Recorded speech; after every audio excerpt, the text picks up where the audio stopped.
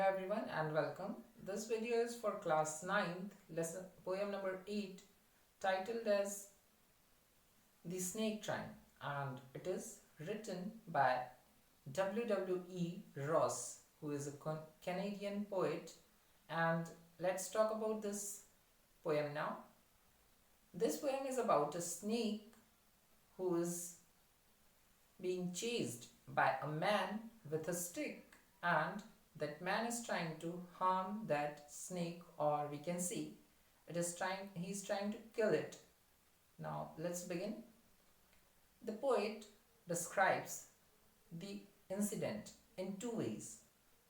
Those two ways are: first, the snake, who's a very little, harmless and green snake, whose looks quite harmless even to little children, and when it glides it looks so graceful and so beautiful. And one more thing is there, that the snake can be harmful to someone who attacks it, but even in that condition, this snake, who's a green snake, is not trying to hurt that man back. And this poem gives us a very beautiful message, that we can see the conditions or even the creatures by the nature in two different ways. We can have two opinions. First opinion is, we can either see them as beautiful creature and even we can appreciate their beauty. The second option is, we can try to run behind it and hurt it before it could hurt us. And let's again go to the poem. That man who's having a stick in his hand, he's trying to run behind that green snake who is supposed to lie on the pond, or we can say a place which is having lot of water, because it was lying there to take rest. And after it is being chased by that man, the snake does not attack it back. It tries to save itself by looking disappeared or escaping from that man, even though it could attack, but it didn't. Now the poet tries to tell that man through his words that little snake is very harmless even to little children. But that man was not even thinking about that perception. He was just willing to save himself before that snake could attack him, while that snake never tried to. Now let's again go back. What happens next is really amazing. That green snake moves towards the sandy place and it tries to save itself by looking disappeared, by finding out some place where it couldn't be found by that man. And finally it survived by escaping to a place where it couldn't be found.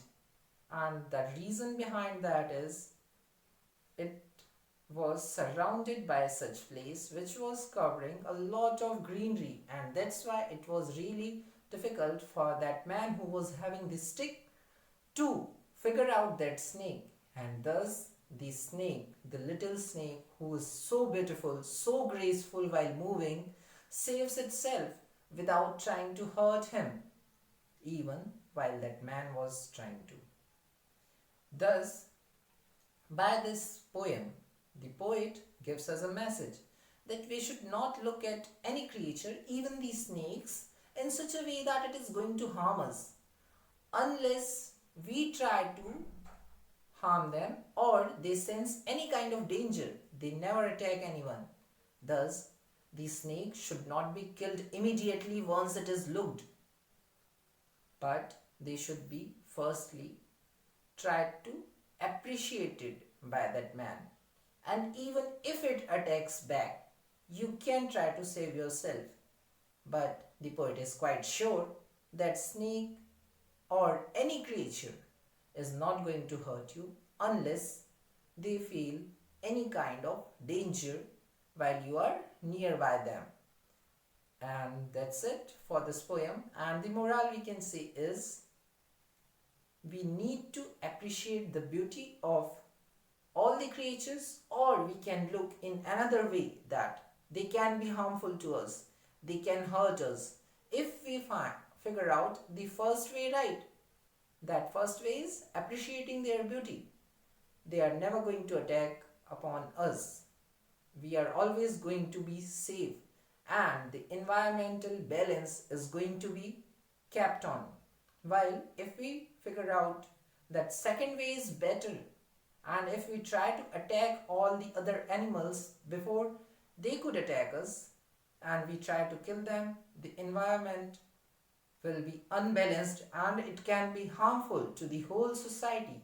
Thus, we should try to appreciate, and even we should try to save the beauty of the nature. Those are the creatures, plants, greenery, and all other things, whatever we see, are given by the forest to us. We should try to save them. We should not try to anyhow retaliate them. That's it. Thank you so much.